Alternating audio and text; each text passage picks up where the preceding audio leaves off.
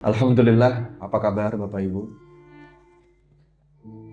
Mudah-mudahan kebersamaan kita di rumah Allah ini, di majelis ilmu ini betul-betul jadi wasilah Allah curahkan rahmat dan keberkahan. Sebagaimana kata Nabi, Bapak Ibu, ada satu hadis yang sangat indah dari Nabi SAW. Beliau bersabda, "Majtama'a qaumun fi baitin min buyutillah, yatluna kitaballah wa yatadarasunahu bainahum, illa nazalat alaihimus sakinah wa ghasyiyatuhumur rahmah wa khaffathumul malaikah wa dzakarahumullahu fi man indah." Kata Nabi, barang siapa yang berkumpul di rumahnya Allah, saling nasihat menasehati dalam kebaikan, dalam kebenaran, maka ada beberapa fadilah, ada beberapa karunia yang Allah curahkan. Yang pertama, nazalat alaihimus sakinah. Allah curahkan kepada kita ketenangan. Amin. Sakinah, ketenangan itu Bapak Ibu rezeki yang mahal hari ini. Wa ghasyiyatuhumur rahmah, dan Allah curahkan rahmatnya kepada kita. Amin. Dan ada malaikat-malaikat yang menaungi kita dan mengaminkan doa-doa kita. Maka kebiasaan saya Bapak Ibu setiap kali mau mulai sesi kajian, biasanya saya minta untuk kita awali dengan saling mendoakan dulu. Boleh? Angkat tangan kanannya, usap-usap punggung yang ada di sebelah kanannya. Ikuti kata-kata saya, saudaraku, mudah-mudahan pertemuan ini barokah. Allah karuniakan kita ilmu yang bermanfaat, menggugah dan mengubah, dan mudah-mudahan kita bisa ketemu lagi di surganya Allah. Tangan kiri, usap-usap yang sebelah kirinya. Ikuti kata-kata saya, saudaraku. Amin ya rabbal alamin. Saling mendoakan, saling mengingatkan, saling menguatkan. Berikan senyuman yang paling indah buat kanan kirinya dulu.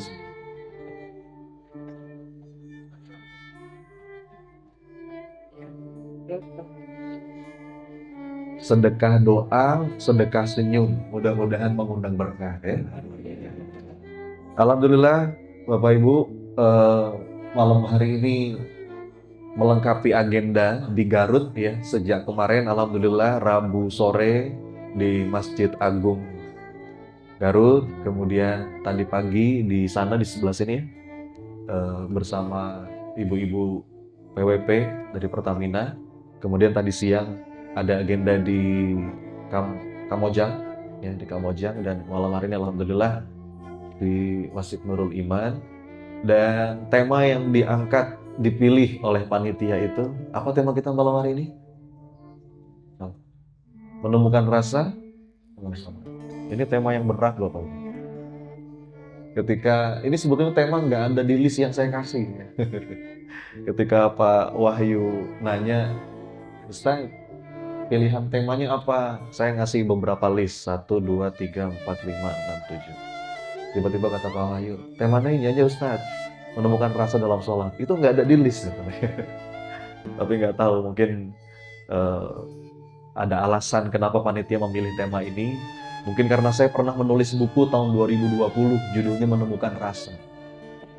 Alhamdulillah Bapak Ibu, aktivitas saya sehari-hari selain sebagai seorang trainer, saya juga sebagai seorang penulis.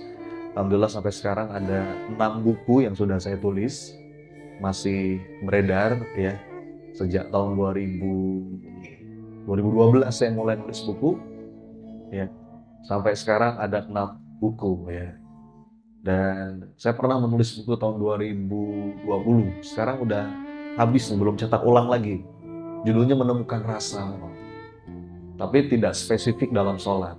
Walaupun berkembang, kita bikin pelatihannya. Kita punya pelatihan Bapak Ibu.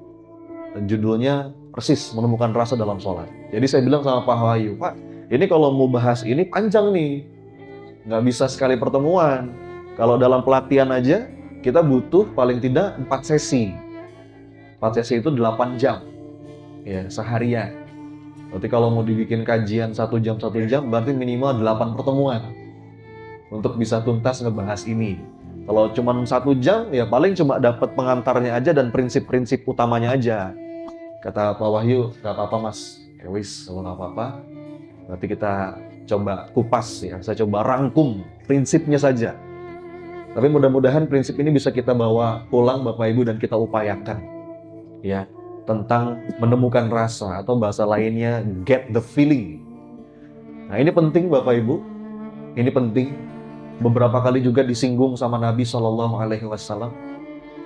Jadi, saya punya istilah, ada 2 sindrom yang ini berbahaya dan perlu segera kita sadari. Apa itu? Putus asa, putus rasa. Coba diulang Bapak Ibu. Ini dua-duanya bahaya. Yang pertama putus asa, jelas. Kita sebagai orang yang beriman itu nggak boleh putus asa. La tai'asu min rauhillah, innahu la yai'asu min rauhillahi illal qaumul kafirun.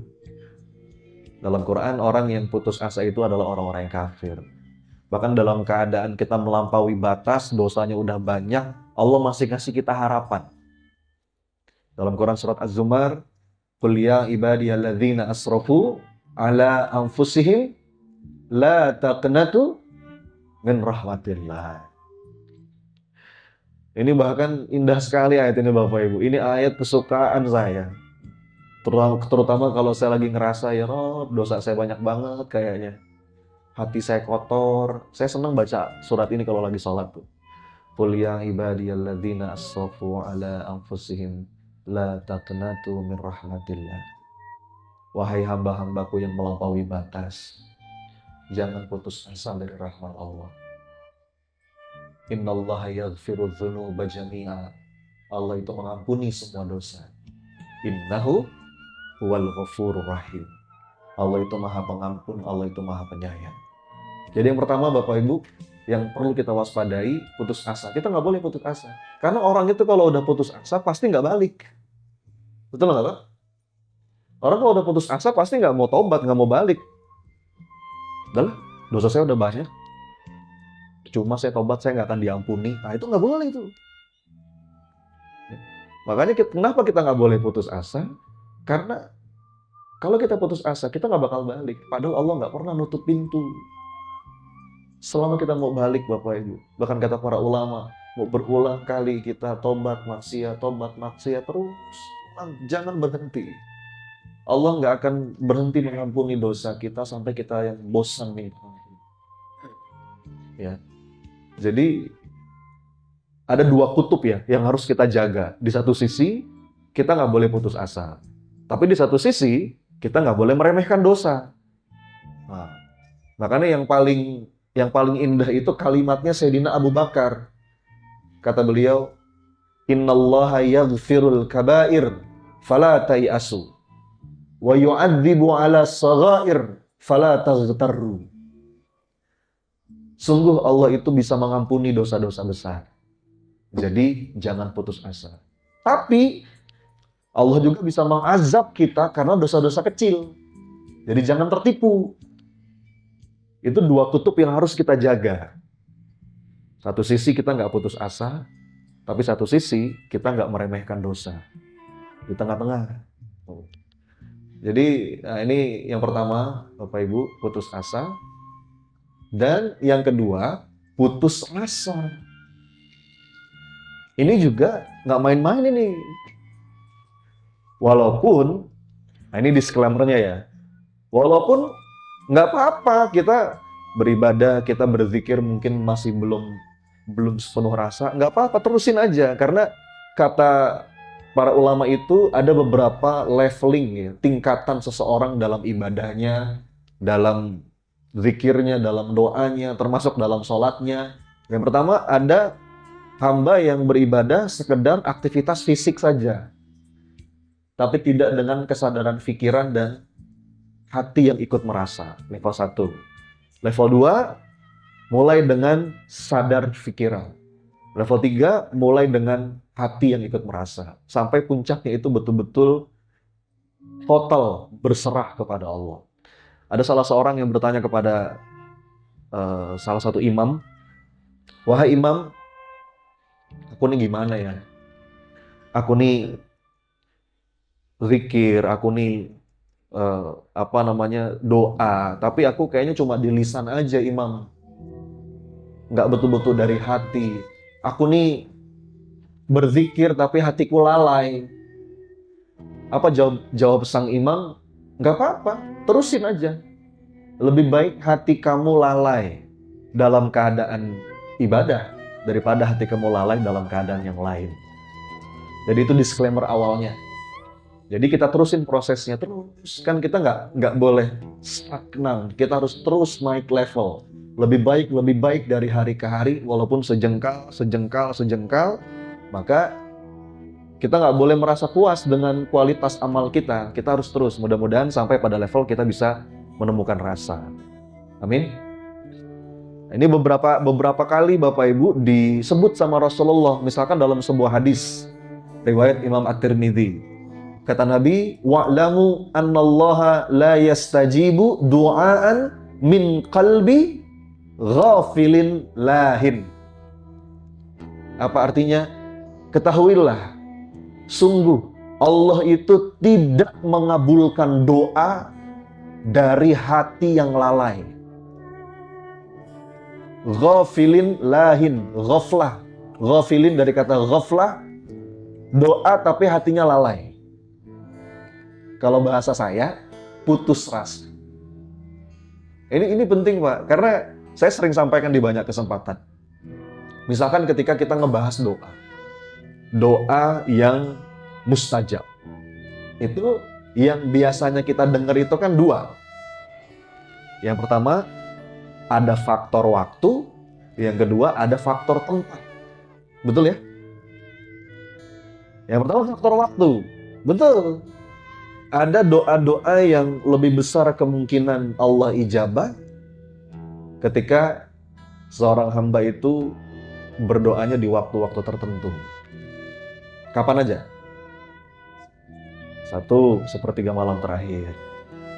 Karena dalam sebuah riwayat Rasul mengatakan di 1/3 malam terakhir Allah itu turun ke langit bumi dan Allah menanti mana hamba-hambaku. Special golden moment. Siapa yang minta akan aku beri, siapa yang minta ampun akan aku ampuni. Ya, itu. Iya. 1/3 malam terakhir. Kapan lagi? Masih banyak. Antara azan dan iqamah. Itu memang privilege yang Allah berikan gitu ya. Seakan-akan untuk hamba-hamba yang memang tepat waktu memenuhi panggilan Allah. Ya. Doa itu jangan putus antara azan dan iqamah. Kapan lagi? Hari Jumat ba'da asar. Makanya Pak, handphone saya nih, saya selalu pasang alarm. Kalau hari Jumat jam 16:30 alarm saya bunyi. Buat ngingetin sesibuk apapun saya, begitu alarm itu bunyi, saya meluangkan waktu paling tidak beberapa menit untuk mengangkat tangan, minta yang baik-baik sama Allah. Boleh tuh Pak, Bu, diikutin ya, pasang alarm hari Jumat ba'da asar. Siap? Mudah-mudahan saya kebagian pahala. Saya pasang terus Jumat ba'da asar, lagi di jalan bunyi gitu. Wah, ini waktu mustajab. Kapan lagi? Masih banyak. Ketika hujan turun, ketika safar. Karena ketika hujan turun itu rahmat Allah sedang turun, ya. Ketika safar, kita lagi mengalami susah payah dalam safar, ya, safar dalam kebaikan, safar niatin silaturahim, safar dengan niat menjemput rezeki. Betul. Kapan lagi? Saat dizolimi, betul. Waduh, hati-hati Bapak Ibu. Ngeri itu. Orang yang terzolimi itu, ayah bunda, kawan-kawan, begitu ngangkat tangan, waduh, lesang Pak.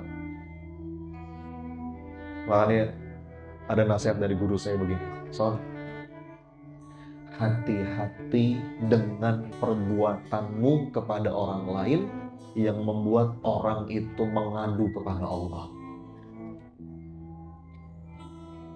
Na'udzubillah. Astagfirullah. Karena dua orang terzalim itu Bapak Ibu ngeri. Nah, itu faktor waktu. Ada lagi faktor tempat. Ada beberapa tempat yang kalau kita berdoa di situ semakin besar kemungkinan diijabah. Di mana aja? Tanah suci ada beberapa tempat ya Pak. Di Multazam, kalau di Madinah itu di Raudhah, di dekat Ka'bah, ya. Itu di masjid, di majelis ilmu, betul ya? Bapak Ibu, majelis ilmu saat mustajab? Tidak? Nah, ini saat mustajab nih Pak. Makanya walau bagaimanapun majelis offline itu nggak bisa dikalahin majelis online. Betul nggak Pak? Beda, berkahnya beda. Sekarang itu punten ya, kalau cuma sekedar mendapatkan informasi, gampang Pak, tinggal buka YouTube, betul nggak? Cari aja ustadz-ustadz favorit kita, nonton sambil rebahan gitu ya. Sambil rebahan, kakinya ke atas dikit, gini deh. Betul nggak? Kalau sekedar informasi dapat tuh, nggak perlu capek-capek ke masjid. Tapi demi Allah berkahnya beda. Berkahnya beda. Ya. Karena ketika kita datang gitu ya, bahkan dalam sabda Nabi itu gimana? Man salaka tariqan yaltamisu fihi ilman sahalallahu lahu tariqan ilal jannah. Barang siapa yang bersusah payah menempuh sebuah perjalanan ke majelis ilmu, maka Allah akan mudahkan jalannya menuju surga. Kadang-kadang makanya mungkin ilmu itu dapat, tapi diantara tanda berkahnya hilang ya nggak jadi manfaat. Nggak Allah kasih rezeki pemahaman. Coba perhatikan kolom-kolom chat di siaran-siaran YouTube tuh Bapak Ibu. Isinya apa? Debat. Coba ngeri saya kalau lihat kolom chat YouTube tuh, kolom komen YouTube tuh. Ustadznya dijelek-jelekin itu di kolom. Ya Allah. Ya Allah. Itu tanda paling jelas berkah ilmu tuh hilang. Ya. Makanya beda. Berkahnya beda. Jadi majelis ilmu itu sangat mustajab doa Bapak Ibu. Maka nanti kita biasanya diakhiri dengan doa bersama. Hadirkan hati. Nah itu faktor waktu, faktor tempat. Ada satu yang jarang dibahas. Faktor apa kira-kira? Yes. Faktor ras. Yang ini bisa bahkan menggetarkan arsy Allah. Ya. Nah, kalau dalam konteks doa, pertanyaannya, doa seperti apa? Rasa seperti apa yang membuat doa seorang hamba itu powerful, impactful? Ada banyak ya. Yakin itu kan rasa. Khusyuk itu rasa. Ya. Tawakal itu rasa. Ada banyak. Tapi saya mengambil ada satu pendapat dari salah seorang ulama. Ya. Saya sebut aja nggak apa-apa ya. Syekh Ibnu Athaillah As-Sakandari dalam kitabnya. Dia bilang ada dua induk rasa yang ini akan membuat doa seorang hamba itu betul-betul powerful, impactful. Serius lah. Ini beneran. Anda bawa dua rasa ini. Aduh. Hidup beda, Pak. Serius saya. Ya. Ada yang tahu nggak apa dua rasa itu? Ini kalau alumni PPA tahu biasanya. Hah? Iya, Pak. Rasa hina dan rasa butuh. Coba diulang Bapak Ibu. Sekali lagi. Sekali lagi. Sengaja ya Bapak Ibu, saya minta ulang untuk penegasan, penekanan, repetition. supaya nengkal. Saya jelasin pelan-pelan. Yang pertama, rasa hina. Maksudnya apa, Mas? Jadi ketika seorang hamba datang kepada Allah, terus ada rasa begini, ya Allah, hamba ini banyak dosa ya Allah. Hamba tuh sebetulnya malu mau minta kepadamu ya Rabb. Tapi kalau bukan kepada Engkau, kepada siapa lagi hamba meminta ya Allah. Itu Allah senang bersama seorang hamba yang begitu hamba. Lawan dari rasa hina, rasa apa? Apa lawannya? Yes. Al-kibr. Apa Pak Bu? Al-kibr. Al-kibr itu akar kata dari takabur. Sombong, bangga diri. Bapak Ibu gini ya, saya nggak perlu bahas yang lain lah. Saya nggak bahas sombong sama harta, sombong sama kedudukan, bangga sama status sosial. Bahkan ngebanggain ibadah aja Allah nggak suka. Coba bayangkan. Bahkan kata para ulama, air mata penyesalan seorang pendosa demi Allah lebih dicintai Allah daripada bangga dirinya ahli ibadah.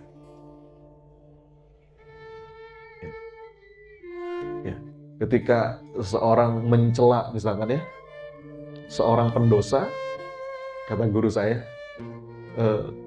sungguh saat itu engkau lebih jauh dari Allah dibandingkan dia. Karena seorang pendosa itu lebih dekat dengan Allah dibandingkan orang yang sombong.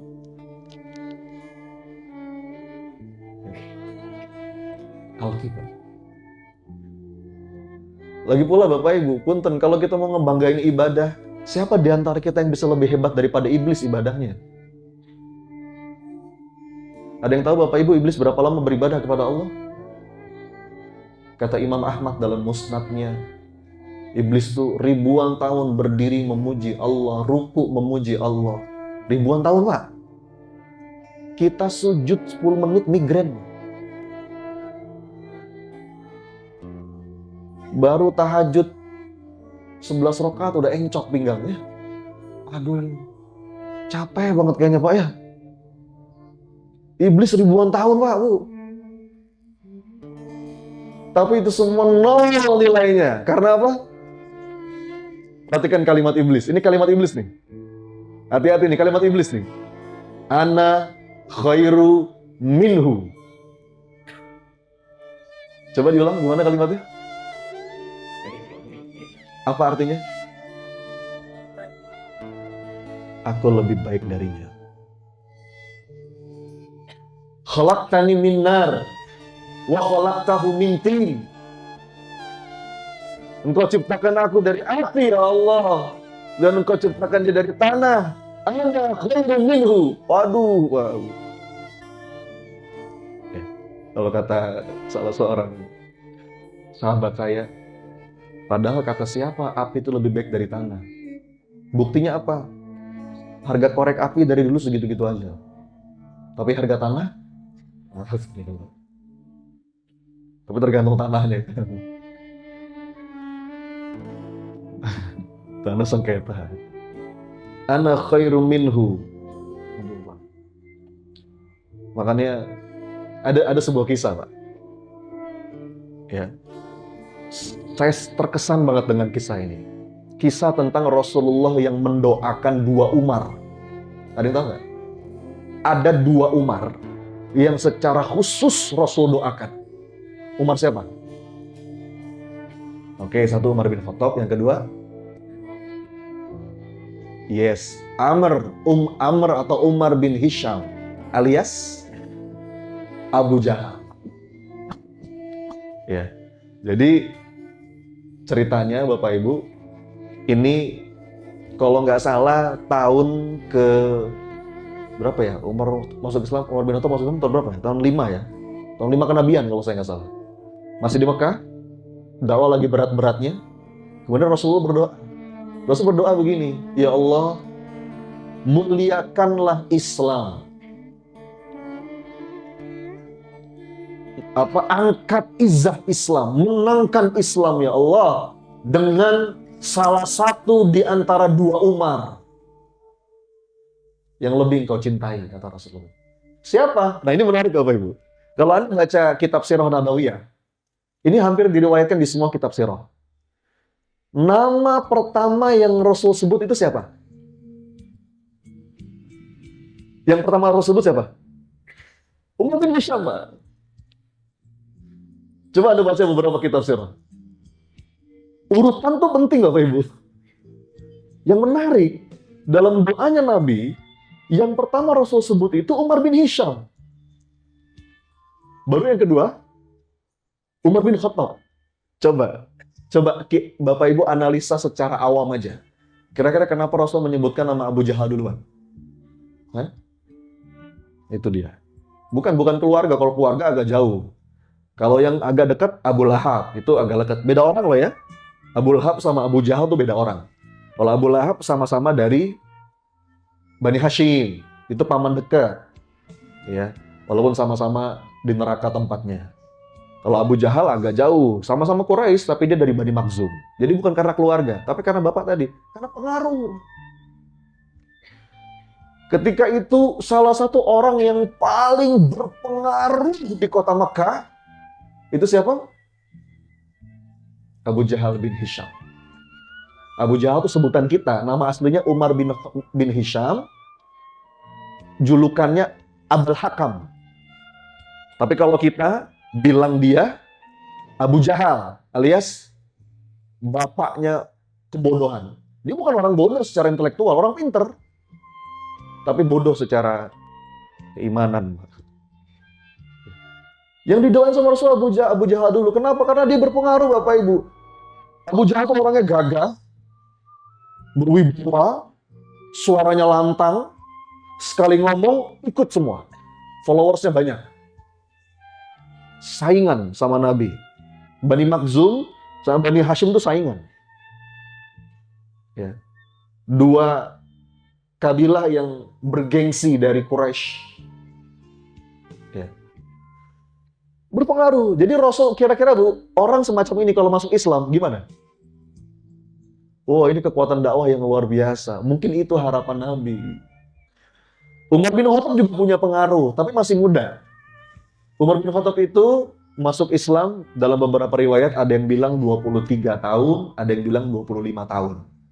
Masih muda. Kalau Abu Jahal sepantaran sama Nabi. 40-an tahun ketika itu. Ya. Jadi itu alasannya. Tapi saya mau nanya Bapak Ibu. Hari ini kita semua jadi saksi. Dari dua Umar itu, siapa yang pada akhirnya Allah berikan petunjuk, Allah tolong, Allah muliakan dengan Islam, dan pada akhirnya memuliakan Islam. Siapa? Sebut namanya. Siapa? Sayyidina Umar ibn al-Khattab radhiyallahu anhu, Al-Faruq. Bahkan makamnya sekarang berdampingan dengan makamnya Nabi SAW. Jadi kalau kita umroh, haji Bapak Ibu ya, persis di bawah kubah hijau itu, ya, itu ada 3 jasad mulia. Yang pertama, Rasulullah, jadi posisinya begini, ini Rasulullah agak ke bawah sedikit, itu Sayyidina Abu Bakar As-Siddiq, agak ke bawah sedikit, Sayyidina Umar bin Khattab. Ya. Kalau Sayyidina Utsman dimakamkan di Baqi Al-Gharqad, yang pemakaman. Bahkan makamnya sekarang berdampingan dengan baginda Nabi SAW. Pertanyaan saya, coba dianalisa. Ini masih ada kaitannya dengan rasa yang kita bahas tadi. Kenapa hidayah itu, hikmah itu, petunjuk itu datang untuk menyapa dan masuk ke hatinya Umar bin Khattab tapi tidak ke hatinya Abu Jahal bin Hisham? Kenapa kira-kira? Ya kalau secara hakikat ya memang Allah berkehendak, tapi ada sebabnya. Allah tuh milih. Ya. Ini dua orang Bapak Ibu, Umar bin Khattab sama Umar bin Hisham. Ini dua orang yang karakternya tuh mirip. Mirip. Sama-sama keras. Ya. Kita tahu kan kayak gimana Umar bin Khattab ya. Sama-sama omongannya jagoan lah Pak. Hah? Iya, sama-sama pokoknya dikit-dikit Rasulullah izinkan gue penggal lehernya. Itu kan Umar tuh. Berani, lantang, kalau udah makanya di antara orang yang pertama-tama itu menyatakan Islamnya terang-terang itu Umar bin Khattab. Di saat yang lain sembunyi-sembunyi, Umar bin Khattab terang-terangan. Ini karakternya mirip nih. Abu Jahal sama Umar bin Khattab secara karakter mirip. Sama-sama keras. Bahkan Umar bin Khattab juga orang pertama yang kepengen ngebunuh Rasulullah. Bener nggak? Sama-sama mirip. Tapi kenapa hidayah itu, petunjuk itu, masuk ke hatinya Umar bin Khattab, tapi tidak ke hatinya Umar bin Hisham? Ada yang tahu? Kenapa kira-kira? Iya. Menurut? Hah?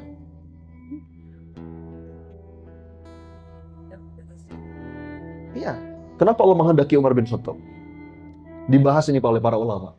Saya dapat ini dari guru sirah saya. Saya bilang, ya Allah. Dan ini kaitannya dengan rasa tadi. Betul, ini dua orang yang sama-sama pada awalnya menolak Islam. Betul ya? Umar bin Khattab menolak Islam pada awalnya. Abu Jahal juga begitu. Tapi latar belakang hatinya beda, Bapak Ibu. Beda. Apa motif Umar bin Khattab pada awalnya menolak Islam? Yang pertama karena memang belum mengerti gitu ya. Dan Umar bin Khattab melihat sekilas, simpel aja. Kok ini dengan adanya Islam, Quraisy jadi pecah belah. Dan Umar bin Khattab nggak suka perpecahan. Motifnya itu, Pak. Motifnya itu, belum paham. Pokoknya karena Umar bin Khattab nggak mau pecah, itu aja. Tapi berbeda dengan Abu Jahal. Abu Jahal itu menolak Islam karena apa? Karena sombong. Enggak. Sama tuh semuanya tuh. Sekutu-sekutunya tuh siapa? Umar bin Khattab, Umar bin Hisham, terus Walid bin Mughirah. Tahu Walid bin Mughirah? Bapaknya Khalid bin Walid. Itu juga tokoh penting di Quraisy. Orang kaya Quraisy. Ya. Orang yang punya duit tuh, Walid bin Mughirah. Bahkan beliau pernah berstatement begini, "Lah, Muhammad tuh siapa? Anak kemarin sore ngaku nabi. Kalau emang Allah menurunkan nabi, saya lebih pantas." Itu kalimat Walid bin Mughirah. Menutup. Ya. Jadi, aduh ini penting Bapak Ibu. Serius ini penting. Kata guru saya, "Son, kamu bodoh masih mending deh. Selama kamu punya kesadaran untuk terus belajar, bodoh itu masih mending. Tapi jangan sampai ada cuil pun kamu ngerasa al-kibr."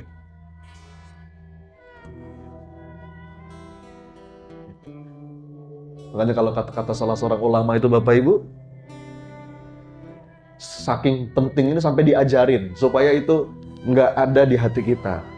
Diajarin cara kita berpikir. Imam Al-Ghazali dalam beberapa nasihatnya dia bilang begini, kalau kamu ketemu sama orang yang lebih muda darimu,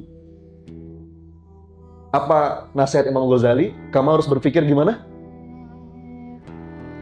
Ya Allah, orang ini dosanya pasti lebih sedikit dariku. Kan logikanya gitu ya Bapak Ibu.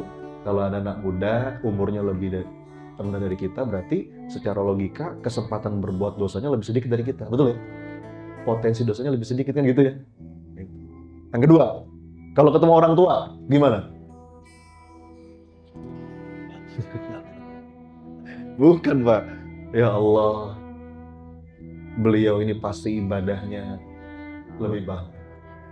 Ilmunya, wawasannya, pengetahuannya, pengalamannya, kebijaksanaannya pasti lebih banyak dariku. Dua. Nah sekarang yang ketiga. Kalau ketemu orang sedang berdosa gimana? Ahli neraka. Gitu? Alhamdulillah. Bagaimana yang ketiga? Iya, begini Bapak sekalian. Ya Allah, boleh jadi suatu hari nanti Engkau berkehendak memberinya hidayah. Ya. Kita nggak tahu ya Rob. Kita nggak bisa menghakimi sekarang. Ya. Boleh jadi ya Rob, suatu hari nanti Engkau berkehendak memberinya hidayah, dan ketika dia dapat hidayah, justru kedudukannya lebih mulia dibandingkan aku di sisimu. Makanya saya punya guru Bapak Ibu. Guru saya itu agak sedikit keras dalam hal ini. Hati-hati nih kalian, kata guru saya. Alhamdulillah kita udah mungkin kita dikatakan kita udah hijrah, kita udah sering ke masjid, kita udah sering ngaji. Yang perempuan udah pakai hijab. Tapi jangan sekali-kali kalian memandang saudara-saudara kalian yang mungkin masih berproses dengan pandangan seakan-akan kita di atas dan dia di bawah. Na'udzubillah. Dakwah kan nggak begitu. Ya. Doain, dakwain. Gitu ya. Jadi itu Pak, rasa hina. Balik lagi Bapak Ibu, ada dua rasa yang kita bahas. Masih ingat rasa apa? Bahkan Bapak Ibu, baru selesai sholat aja. Coba ya, ketika kita salam. Assalamualaikum warahmatullahi wabarakatuh. Assalamualaikum warahmatullahi wabarakatuh. Apa yang langsung kita baca? Astagfirullah. Astagfirullah. Bahkan kata para ulama, sebelum kita doa, baca istighfar dulu kan? Astagfirullah. Supaya hadir rasa itu. Ya Rabb, hamba datang dengan segala dosa. Ya. Berharap rahmat, kasih sayang. Bukan justru merasa pantas. Jadi nggak ada, kalau orang yang punya rasa ini nggak ada tuh kalimat, mana mas, saya udah tahajud, saya udah sedekah, mana mas. Itu seakan-akan merasa layak dengan amalnya. Padahal Bapak Ibu, amal kita tuh banyak cacatnya, receh. Kalaupun kita dapat anugerah ini semua semata-mata karena karunia Allah. Makanya Nabi Sulaiman itu ungkapannya hadza min fadli Rabbi. Beda kayak Korun. Korun itu ketika dapat mungkin banyak kemudahan, keleluasaan, kalimatnya innama utituhu ala ilmin indi. Ini semua karena ilmu itu. Yang kedua Bapak Ibu, rasa butuh. Hamba butuh Engkau tolong ya Rabb. Sebagaimana ungkapannya Nabi Musa yang Allah abadikan dalam Quran, Rabbi inni lima anzalta ilayya min khairin fakir. Ya Allah, sungguh aku ini fakir. Ya ayuhan nasu antumul fuqara'u ilallah. Wahai manusia, kamu itu fakir. Ya. Kalian semua butuh kepadaku. Coba Bapak Ibu, kita pegang dua rasa ini. Dapat tuh. Coba direnungi ya. Kenapa doa orang yang terzolimi itu mustajab Bapak Ibu? Karena dua rasanya ada. Betul nggak? Yang pertama dia ngerasa hina, dia ngerasa lemah. Ya Rob, hamba nih mau bales tapi hamba nggak bisa bales ya Allah. Dan hamba butuh Engkau tolong. Waduh, ngeri itu Bapak Ibu. Ngeri itu. Ya. Jadi itu fondasi rasa. Ya. Dan ketika kita ibadah tuh kita merasa ini semua atas taufiknya Allah gitu Bapak Ibu.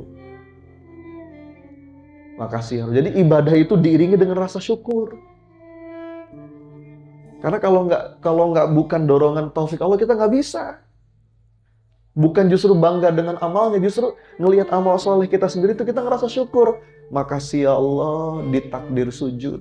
Makasih ya Allah hari ini Engkau berikan taufik, hamba mampu menggerakkan langkah kaki hamba ke majelis ilmu. Jadi makin banyak ibadah tuh bukan malah makin bangga diri, tapi malah makin syukur sama Allah.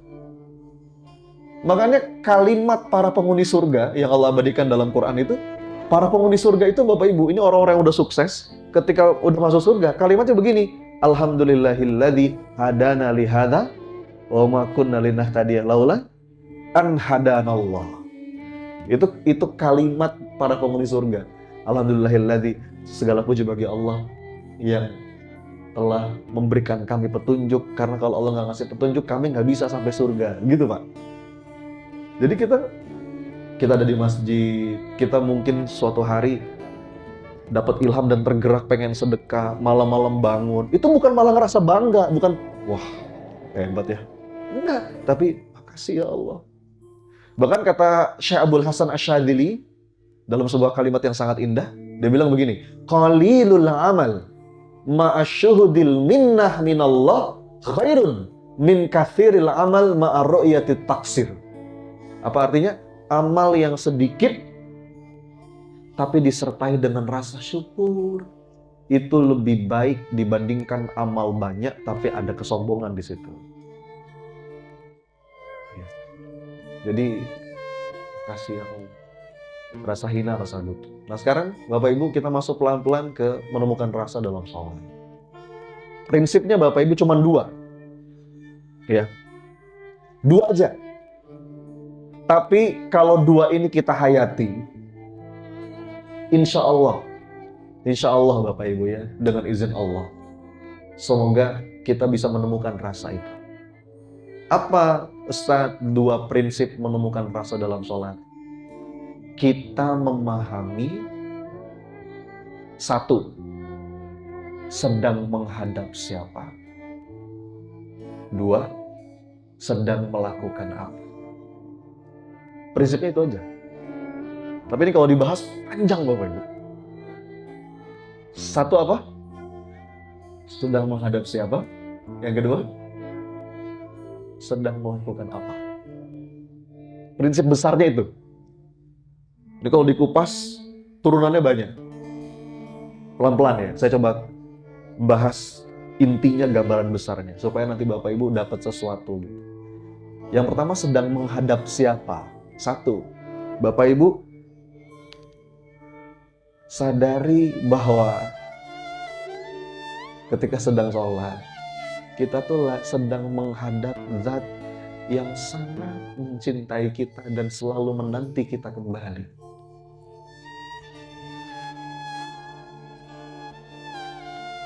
Bahkan nasihat dari salah seorang ulama itu, dia bilang, la ahadun arhamu bika mir rabbika. Tidak ada satupun yang lebih mencintaimu melebihi Rabbmu. Bapak Ibu,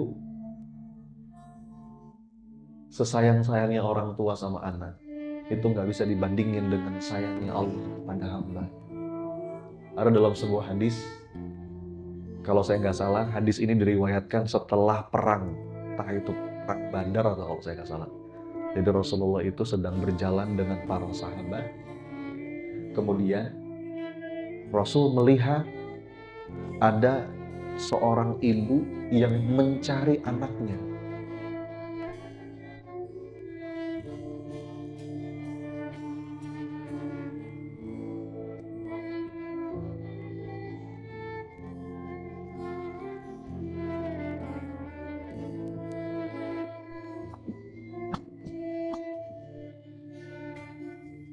Para sahabat,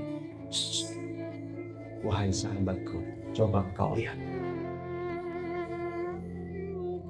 Aku mau nanya, kata Rasul, menurut kalian, mungkin tidak ibu itu melemparkan anaknya ke dalam api,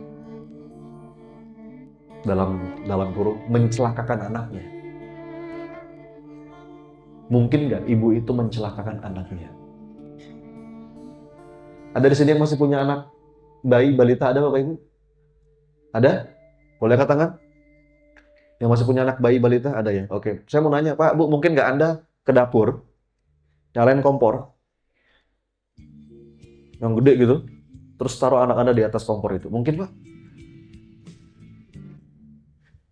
Para sahabat ketika ditanya kayak gitu sama Rasulullah, sama jawabannya, nggak mungkin ya Rasulullah. Bahkan ibu itu akan ngejaga sekuat tenaga bagaimana agar anaknya nggak celaka. Lalu apa jawaban Nabi SAW? Ketahuilah, rasa cinta Allah kepada hambanya melebihi rasa cinta seorang ibu kepada anaknya. Jadi Bapak-Ibu, Allah tuh nggak mungkin zalim. Kadang-kadang sesuatu yang kita anggap musibah, sesuatu yang kita anggap berat, sesuatu yang kita anggap masalah, justru itu sentuhan sayangnya Allah supaya dengan itu hapus dosa-dosa kita. Ini ada seorang hamba kepengen Allah muliakan. Kepengen Allah tuh hamba ini pulang dalam keadaan bersih. Tapi kok ya ibadahnya nggak sampai. Bagaimana cara Allah? Allah sentuhkan mungkin dengan masalah, Pak. Yang dengan masalah itu kalau dia ridho, Allah hapus dosa-dosanya. Bahkan dalam sebuah hadis, tidak ada satupun kesulitan, kesusahan, rasa berat, bahkan tertusuk duri. Ibu-ibu nih Bu, lagi pakai peniti, aduh, berdarah. Kecuali itu, apa kata Nabi? Menghapus dosa, Pak. Masya Allah.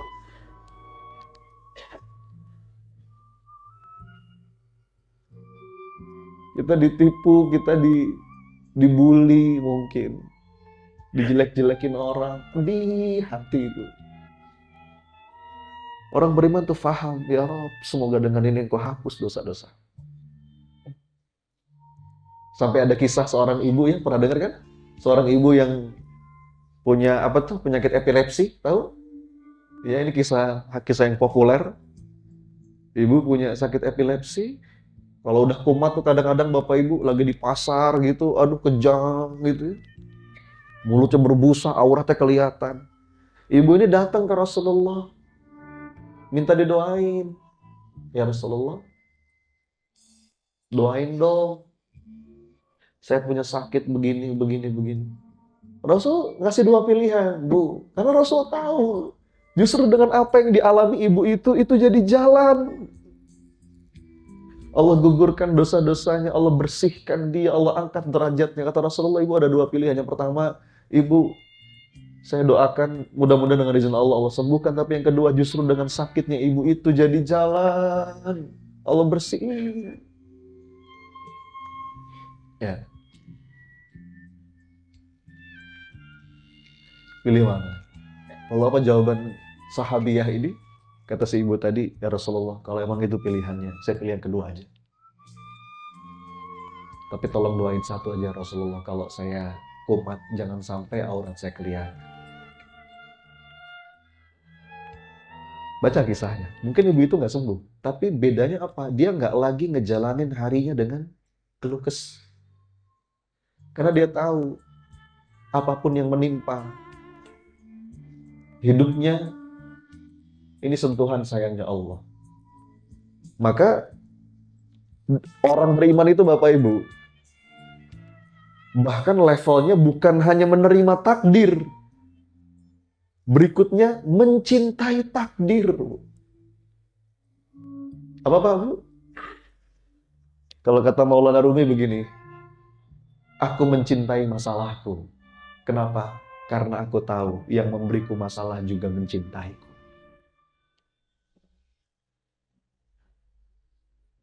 Rasulullah ketika memberikan isyarat kepada para sahabat ya dalam sebuah riwayat, Rasulullah ngomong kepada waktu itu Sayyidina Utsman, Sayyidina Ali, bahwa nanti di masa kamu, ini ada bisyarah ya, di masa kamu nanti akan ada ujian yang begitu berat, fitnah, semua segala macam. Ya pertanyaan Sayyidina Ali cuma satu aja waktu itu, wahai Nabi, apakah ketika itu aku di jalan Allah? Kata Nabi, iya. Kalau begitu, marhaba. Marhaba itu apa kira-kira? Welcome. Masalah selamat datang. Silahkan. Asal aku di jalan Allah. Maka itu isyarat sentuhan sayangnya Allah. Jadi Bapak Ibu, yang pertama, pahami sedang menghadap siapa. Satu, kita sedang menghadap zat yang itu sangat mencintai kita. Bahkan dalam sebuah hadis qudsi riwayat Imam Al-Bukhari, kata Allah ya, inna rahmati taghlibu ghadab, rahmatku itu mengalahkan kemurkaanku. Jadi kita memandang mungkin kesulitan Bapak Ibu itu sentuhan sayangnya Allah. Bahkan dalam hadis qudsi yang lain ya, ketika Allah sedang merindukan hambanya, Allah itu utus malaikat dan Allah katakan, wahai malaikat, timpakan hambaku itu masalah. Sungguh aku rindu mendengar dia menyeru namaku. Kadang-kadang Pak, makanya kan kalau lagi ada masalah sholat nikmat ya Pak.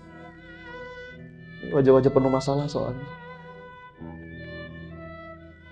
Lagi ada masalah tuh ya Allah. Dan kadang-kadang ketika masalah itu sudah Allah tolong, rasa itu hilang. Lagi punya masalah tuh sujud tuh, duh, ampun dia. Betul nggak? Aduh ya.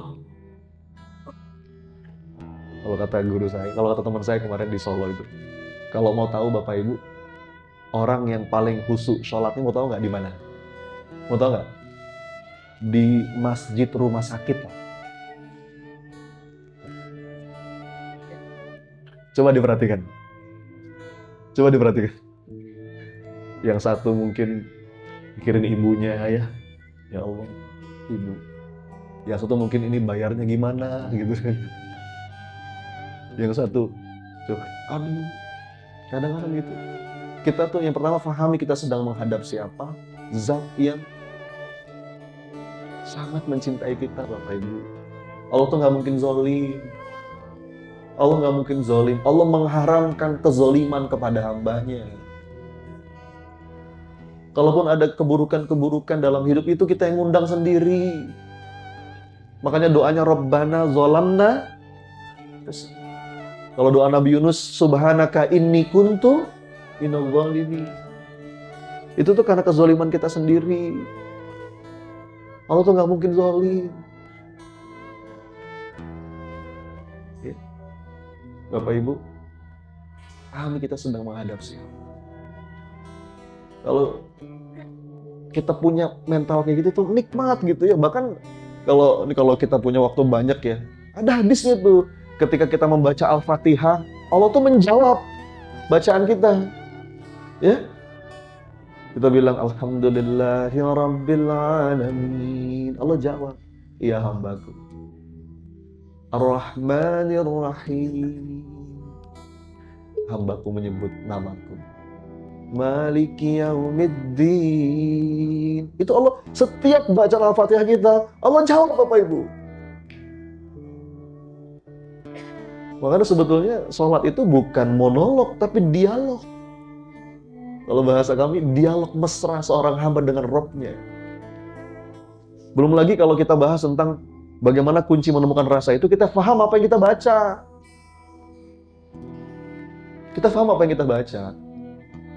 Al-Fatihah saja Bapak Ibu, begitu kita pahami, aduh itu bisa nikmat tuh sholat tuh ya. Alhamdulillah, alhamdu. Kenapa Bu kalimatnya? Apa bedanya hamdalah, alhamdu sama al-syukrulillah? Alhamdu itu sama-sama ungkapan syukur. Jadi kalau tahmid itu udah include tasyakur, syukur. Tapi kalau kalimat syukur belum tentu tahmid. Jadi tahmid itu, ini kalau kita bahas panjang ya. Tahmid itu adalah ungkapan syukur tapi ada rasa cintanya. Alhamdu itu pujian, ungkapan syukur, tapi ada cintanya. Beda dengan al-syukrulillah. Tapi kenapa alhamdulillah? Ini para pakar bahasa ngebahas ini dalam banget Bu. Jadi kayak misalkan ibu nih, seorang istri gitu ya, dikasih sesuatu sama suaminya, sesuatu yang Anda suka. Terus Anda bilang makasih kan ya sama suami ya Bu ya? Pak, makasih ya. Itu apakah cuma makasih aja? Kan enggak kan? Pasti ada cinta dalam kalimat makasih itu. Makasih ya Pak. Begitu pula sebaliknya. Misalkan bapak dilayani sama istrinya, dikasih yang betul-betul apa yang kita inginkan gitu. Kasih ya Ma. Itu ada rasa cintanya di situ. Kalimat berikutnya Ar-Rahmanir Rahim itu rasa harap. Makanya dalam Al-Fatihah itu lengkap Pak. Dalam Al-Fatihah itu ada cinta, ada harap, ada takut. Ini 3 rasa fondasi penghambaan. Cinta, harap, takut. Mahabbah, roja, khauf. Kalau alhamdu itu mahabbah. Ungkapan cinta kita kepada Allah. Makanya mengungkapkan itu penting. Kadang-kadang kita suka punya pendapat begini. Gak usah lama saya ungkapin, dia udah tahu kok saya cinta sama dia. Enggak, ungkapin. Ayo, kapan terakhir kali Bapak Ibu bilang I love you sama pasangannya? Namanya udah lama sekali. Jangan sampai kita WA pasangan kita gitu ya, Ma atau Pa, I love you. Terus dibalasnya apa? Salah kirim kamu. Repot. Saking nggak biasanya, Pak. Atau yang lebih parah lagi dibalasnya apa? Mohon maaf, nomor siapa ini? Aduh, kacau itu. Allah tuh tahu Bapak Ibu isi hati, tapi Allah meminta kita mengungkapkan. Jadi nggak ada tuh, nggak usah mas saya ungkapin, dia tahu kok saya cinta sama dia. Enggak, ungkapin. Aku cinta sama kamu. Penting ungkapan itu Bapak Ibu. Pulang dari sini ngomong sama pasangannya ya. I love you. Yang kedua, rasa harap. Itu ada dalam kalimat Ar-Rahmanir Rahim. Berharap apa Bapak Ibu? Berharap dikasih dan disayang. Aduh Pak, ini kalau dibahas panjang lagi nih. Makanya saya bilang nggak mungkin bahas ini satu pertemuan. Ya. Ar-Rahman, Allah tuh punya dua sifat. Rahmatnya Allah itu Bapak Ibu dibagi dua. Paling tidak. Sebagian melekat pada sifat Ar-Rahman. Bahkan bukan 50-50, bukan. Hadisnya begini. Ja'alallahu rahmatan mi'ata juz. Allah itu punya 100 bagian rahmat. Ini 100% nih Pak. Fa'amsaka ildahu tis'atan wa tis'ina juz'an. Allah masih menahan di sisinya berapa? 99. Anu bayangin Pak. Ya Rob, ini hadis indah banget. Saya sampai ngapalin betul hadis ini. Fa'amsaka ildahu tis'atan wa tis'ina juz'a wa anzala fil ardi juz'an wahida. Yang Allah curahkan ke muka bumi berapa Bapak Ibu? Baru 1 Pak. Coba kebayang nggak? Kebayang nggak Bapak Ibu? Dari zamannya Nabi Adam sampai nanti hari akhir, itu Allah baru mencurahkan 1 bagian rahmat. 1 bagian rahmat aja Bapak Ibu, ini dunia udah kayak gini indahnya, bener nggak? Orang tua bisa punya rasa sayang sama anak, itu karena rahmat Allah. Itu yang 1 itu, dia bagi-bagi rata. Bahkan hewan Pak, binatang, kata Rasulullah, hatta tarfa'al farasu hafiroha an waladiha khosyata an tusibah. Sampai kuda itu ngangkat kakinya karena takut anaknya keinjek. Monyet Pak, udah lihat monyet? Saya kemarin Pak dari Aceh, nggak sengaja, kan kita biasa lihat monyet ya. Saya dari Banda Aceh ke Melabo, itu naik jalur tsunami tuh, lewat Bukit Burute. Itu saya nggak sengaja ngelihat monyet pinggir-pinggir jalan, biasa lah ya, di gunung-gunung gitu kan. Minta makan gitu, minta lemparin pisang atau apa. Tiba-tiba saya nggak sengaja ngelihat ada induk monyet meluk anaknya gitu. Peluk anaknya di bawah. Saya bilang ya Allah, itu saya nangis Pak. Monyet aja sayang sama anaknya. Itu karena rahmat Allah. Yang 1 itu dibagi semua. Dan kata para ulama, 1 bagian rahmat Allah melekat pada sifat Ar-Rahman. Makanya Ar-Rahman itu artinya apa? Yang Maha Pengasih. Semua dikasih Bapak Ibu. Itulah sifat Allah Ar-Rahman. Kasih nggak pilih-pilih, semua dikasih. Mau yang kafir, mau yang bejat, mau yang taat, mau yang munafik, semua dikasih. Itu sifat Allah Ar-Rahman. Itu 1 bagian aja Bapak Ibu. Yang 99 kata para ulama melekat pada sifat Allah Ar-Rahim. Apa artinya Ar-Rahim? Ini masih ditahan nih Pak. Itu yang kita kejar. Makanya ketika kita mengucap ya Ar-Rahmanir Rahim, itu tuh yang kita hayati tuh. Kita berharap bukan cuma dikasih, tapi juga disayang. Coba saya mau nanya, pilih mana? Dikasih apa disayang? Yang tegas, dikasih apa disayang? Pinter. Kenapa pinter? Perhatikan ya, perhatikan. Karena kalau dikasih belum tentu disayang. Penting nih. Dikasih belum tentu. Biasa aja kalau sama yang dikasih mah, Bu. Bapak Ibu pernah ngasih uang sama tukang parkir? Bapak Ibu sayang sama tukang parkir? Biasa yang kasih kok. Demi Allah Bapak Ibu, dikasih itu belum tentu disayang.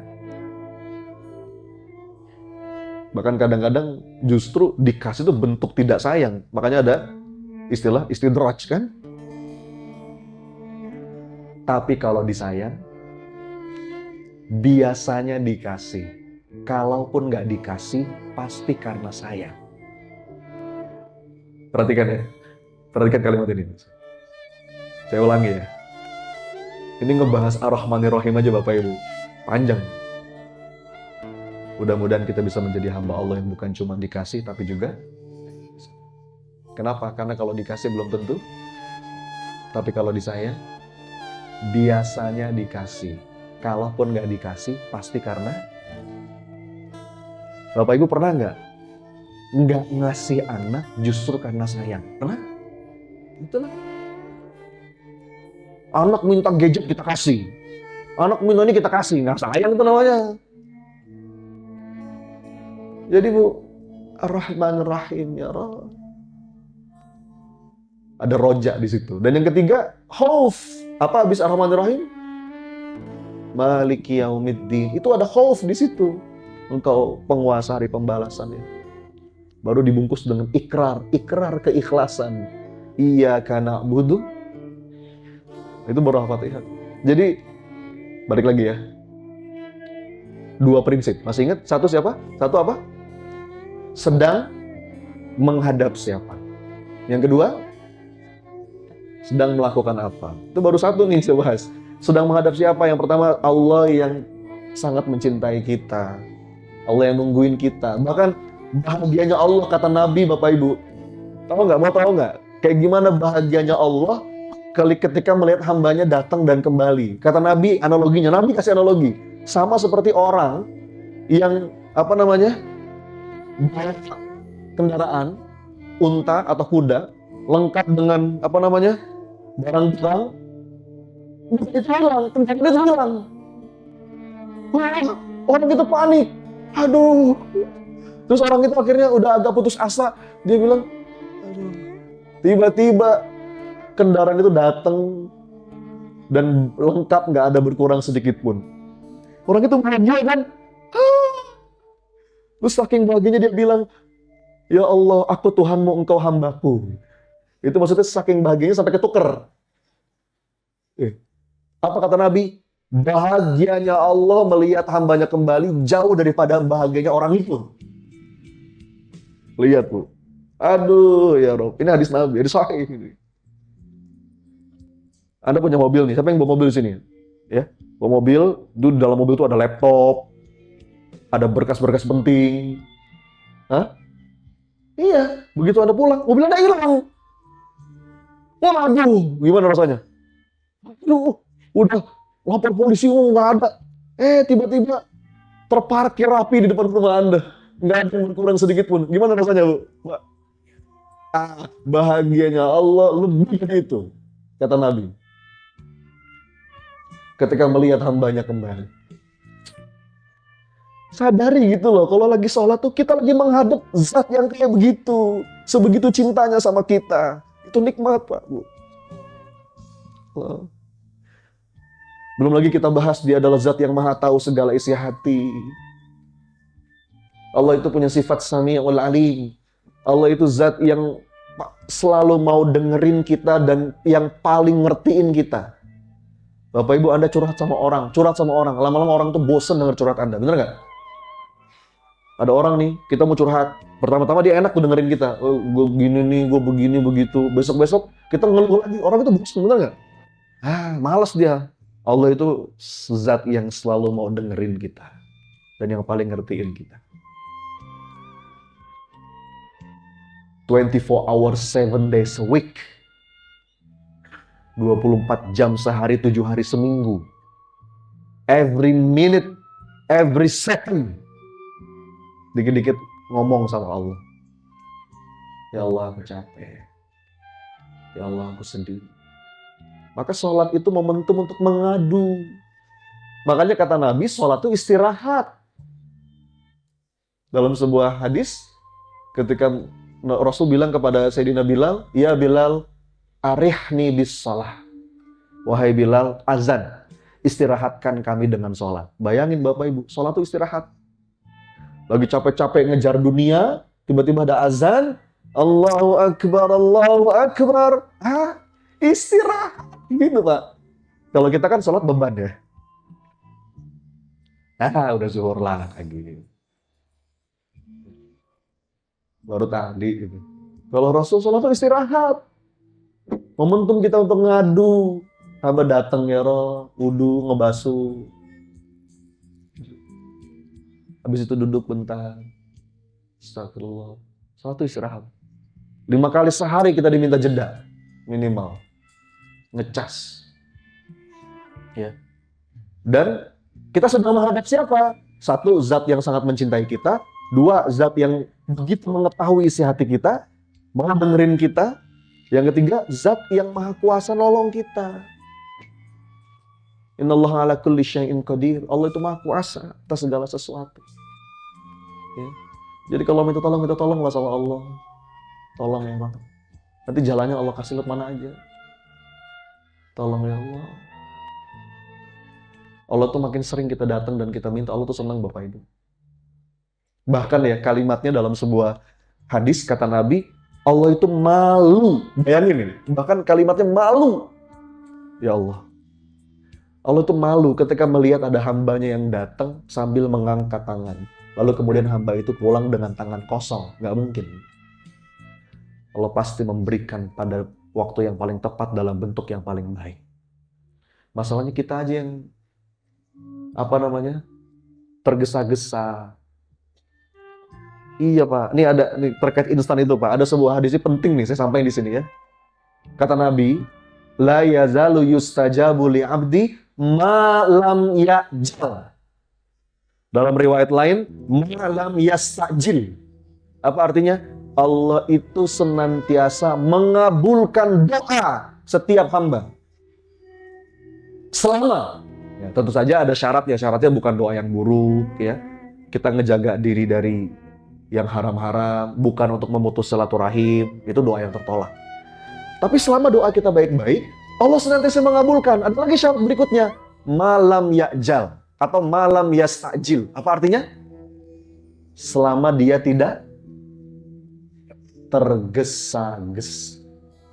Tahu takjil Bapak Ibu? Takjil apa takjil? Nah, berubah makna kalau di sini. Takjil itu maknanya apa? Gorengan, kurma. Ini takjil, gitu kan? Kolak. Padahal takjil itu maknanya apa? Menjegerakan. Ada beberapa yang memang perlu kita segerakan. Buka puasa harus disegerakan. Bayar utang harus disegerakan. Menikahkan anak kalau udah mampu disegerakan. Nguburin jenazah disegerakan. Ada beberapa yang harus kita segerakan. Maka disebut dengan takjil. Tapi dalam doa, justru sebaliknya. Bu, Masya Allah. Kata Nabi ini penting nih. Saya ngomong ini kemana-mana. Karena saya sering bertanya Bapak Ibu. Duh, saya kalau buka DM TikTok saya ya, aduh itu. Komen-komennya coba Anda perhatikan di Instagram saya tuh. Mana Ustadz, saya udah tahajud, mana? Aduh.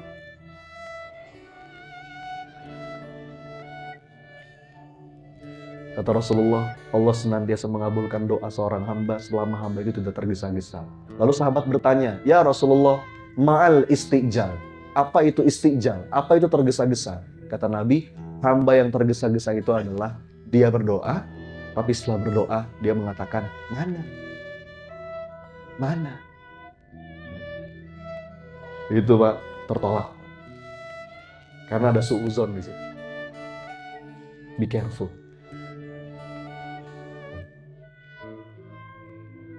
Jadi doa aja. Allah tahu kapan waktu yang paling baik dan dalam bentuk apa yang paling tepat. Terakhir, yang kedua tadi yang pertama sedang menghadap siapa? Yang kedua tadi apa? Sedang melakukan apa? Apa yang sedang kita lakukan Bapak Ibu? Tadi kita sedang bermunajat mesra, berdialog mesra. Bahkan saat terdekat seorang hamba dengan Rabb-nya itu ketika sujud. Kita lagi berdekat-dekat sama Allah. Tuh. Posisi terdekat seorang hamba dengan Rabb-nya itu Bapak Ibu ketika sedang sujud itu titik terendah Pak. Mohon maaf ya. Makanya ini kadang-kadang justru titik terendah hidup kita saat itulah justru kita lagi deket-deketnya sama Allah. Sampai contohnya itu sujud. Bahkan Bapak Ibu ketika sujud, mohon maaf, kepala itu lebih rendah daripada bokong. Iya. Ketika sujud. Tapi itu saat terdekat sama hamba dengan Rabb-nya. Jadi nikmatin kalau kita, beberapa kali saya dapat curhatan gitu ya, Mas Sony saya lagi di titik terendah, Mas Sony saya lagi begini. Saya bilang, enjoy the moment. Demi Allah itu momen mahal. Itu momen mahal. Allah lagi pengen dekat. Kalau lagi terang begini nggak kelihatan cahaya. Tapi kalau ada digelapin semua, kita nyalain satu cahaya, nampak jelas deh. Jadi kita sedang apa? Kita sedang berdekat-dekat untuk bersyukur. Kita sedang minta maaf dan mohon ampun. Ya. Duduk di antara dua sujud, Rabbighfirli, ya Allah, ampuni aku. Ya Allah, ampuni aku. Dan sedangkan Bapak Ibu, orang itu kalau udah diampunin sama Allah, itu bisa dapat cintanya Allah. Ya. Bahkan bukan hanya cintanya Allah, dapat karunia yang lain kan. Dalam Quran surat Nuh itu faqultu astaghfiru rabbakum innahu kana ghaffara yursilis sama 'alaikum midrara wa yumdidukum bi amwali wa bani wa yaj'al lakum jannat wa yaj'al lakum anhar. Salat itu kita lagi sedang melakukan apa? Kita sedang berdialog mesra, bermunajat mesra, berdekat-dekat untuk meminta bersyukur. Kita sedang lagi mohon ampun. Itu lengkap memang dalam sholat Bapak Ibu. Ya Rabb. Ya. Nah terkait dengan meminta ampun Bapak Ibu, bertobat. Saya ada satu syair nih. Ini mudah-mudahan bisa jadi penutup lah ya. Kajian kita malam hari ini. Terakhir. Saya ketika baca tulisan ini, saya merasa ini tulisan gue banget. Ya. Nggak tahu ya, saya membaca tulisan ini tuh kayak ini indah banget. Mudah-mudahan Allah merahmati siapapun yang menulis ini. Judulnya begini Bapak Ibu. Apakah Allah mencintaiku? Pernah nggak Pak Bu nanya kayak gitu? Ada satu tulisan indah Bang. Saya bacain ya. Apakah Allah mencintaiku? Pertanyaan ini membuatku introspeksi. Apakah Allah mencintaiku? Kemudian aku coba membuka Quran. Dalam Quran ternyata aku mendapati Allah itu mencintai orang-orang yang sabar. Wallahu yuhibbus sabirin. Kemudian aku melihat diriku. Betapa sedikitnya kesabaranku. Kok sepertinya ayat ini bukan untuk. Aku buka lagi lembaran Quran yang lain. Dan aku mendapati ternyata Allah itu mencintai orang-orang yang berjihad. Bersungguh-sungguh. Lalu kulihat diriku. Rasanya betapa lemahnya aku. Bahkan melawan nafsuku saja sepertinya masih kurang kesungguhanku. Ayat ini bukan untukku. Lalu aku buka lagi lembaran Quran yang lain. Dan aku mendapati ternyata Allah itu mencintai orang-orang yang berbuat ihsan. Wallahu yuhibbul muhsinin. Apalagi ini rasanya teramat jauh diriku dari derajat ihsan. Kemudian hatiku pun gundah. Sepertinya tidak ada tanda pada diriku bahwa Allah mencintaiku. Lalu aku coba lagi membuka lembaran yang lain dalam Quran. Dan ternyata aku mendapati Innallaha yuhibbut tawwabi wa yuhibbul mutatahhirin. Ternyata Allah mencintai orang-orang yang suka bertobat. Ya Rabb, aku segera merenung. Mungkin ayat ini untukku dan untuk orang-orang yang sepertiku. Segera lisanku berucap, Astagfirullah wa atubu ilaih. Jadi Bapak Ibu, ketika sedang sholat itu kita lagi melakukan apa? Di antaranya kita tuh lagi minta ampun sama Allah. Ya, bahkan kata Nabi, sholat 5 waktu itu kan ibaratnya, tahu ya hadisnya ya? Sama seperti kita kayak orang mandi gitu ya. Kata Nabi itu kalau di depan rumah kamu ada sungai gitu kan, lalu kamu mandi di sungai itu 5 kali, bagaimana menurut kalian? Kata para sahabat, tentu saja tidak ada kotoran yang tersisa sedikit pun ya Rasulullah. Kata Rasulullah, begitulah kira-kira perumpamaan sholat. Jadi Bapak Ibu, sholatlah dengan sepenuh rasa. Sadari bahwa kita sedang menghadap siapa dan kita sedang melakukan apa. Wallahu a'lam bishawab. Mudah-mudahan Bapak Ibu, pertemuan malam hari ini jadi ada suntikan semangat buat kita dan Allah hadirkan rasa itu dalam diri kita. Tutup jangan doa. Baik Bapak Ibu, sebelum kita lanjutkan dengan sholat isya berjamaah ya, saya mohon izin ya, tadi saya sudah jamak, jadi saya nggak ikut sholat isya. Kita sama-sama doa Bapak Ibu, sebagaimana yang tadi saya sampaikan. Majelis ilmu ini saat mustajabnya doa.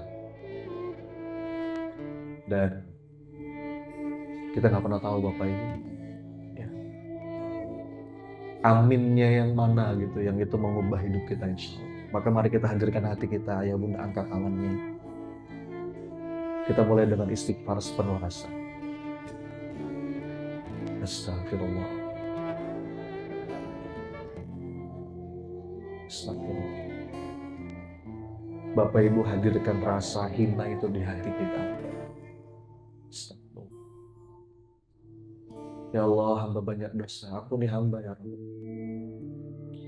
Hati hamba masih kotor. Masih suka dengki, sombong. Ampuni ya Allah. Astagfirullah. Merasa hebat. Astagfirullah.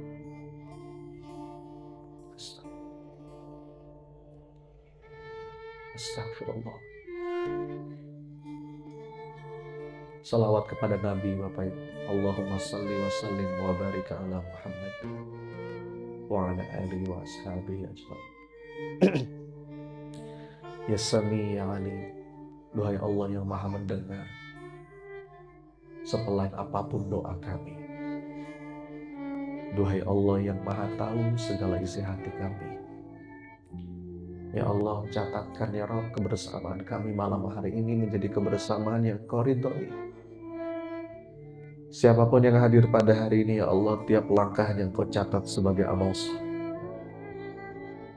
Siapapun yang hadir pada malam hari ini ya Rabb, tiap langkahnya Kau jadikan penggugur dosa. Ya Allah, lembutkan hati kami ya Allah. Mungkin karena dosa-dosa kami, hati kami semakin keras. Sampai kami nggak bisa menikmati ibadah kami, ya Allah. Sampai kami nggak bisa bergetar ketika namamu disebut. Sampai kami nggak merasa bergetar ketika ayatmu dibacakan. Jangan kau biarkan hati kami mengeras, ya Allah. Lembutkan hati kami, ya Allah. Hujamkan kepada kami nikmatnya ibadah, nikmatnya sholat, nikmatnya sujud, nikmatnya menyebut namamu, ya Allah. Nikmatnya bertilawah. Allahumma inna nas'aluka ilman nafi'an wa rizqan tayyiban wa qalban khasi'an wa amalan mutaqabbala. Karuniakan kepada kami hati yang lembut, ya Allah. Tempat Engkau karuniakan hikmah dan hidayah. Allahumma aftah lana hikmataka wansur alaina rahmataka ya dzal jalali wal ikram. Bapak Ibu, saya berikan kesempatan, silakan doa masing-masing, silakan doa apapun yang baik-baik. Insya Allah Bapak Ibu ini saat mustajab. Silakan, saya aminkan. Amin ya Allah, kabulkan ya Rabb. Amin ya Allah. Amin ya Allah, kabulkan ya Rabb. Yang punya masalah minta ditolong sama Allah.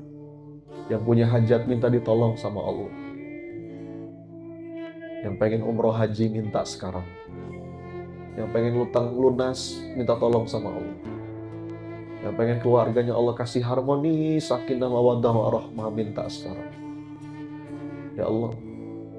Dan jangan lupa Bapak Ibu, minta dikasih nikmatnya ibadah sama Allah.